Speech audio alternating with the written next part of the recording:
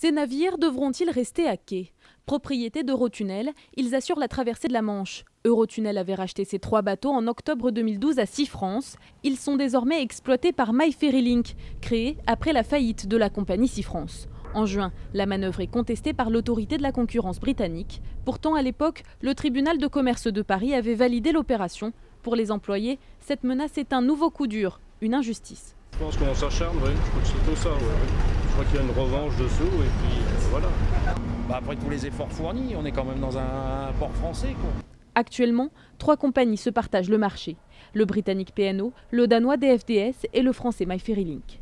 Pour la Competition Commission, 3 concurrents, c'est trop. Et surtout, cela risque de faire augmenter les prix. D'autant que depuis un an, Eurotunnel et MyFerryLink grappillent des parts de marché.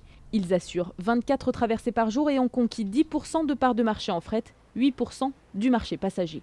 Le dossier devrait passer devant la Cour d'appel britannique. Je suis confiant à l'idée que les juges de la Cour d'appel à Londres, qui sont des juristes, sauront montrer à la Competition Commission qu'elle a fait des erreurs sur un certain nombre de points de leurs conclusions. L'audience en appel au Royaume-Uni se tiendra les 10 et 11 septembre prochains. La décision finale devrait être rendue à l'automne.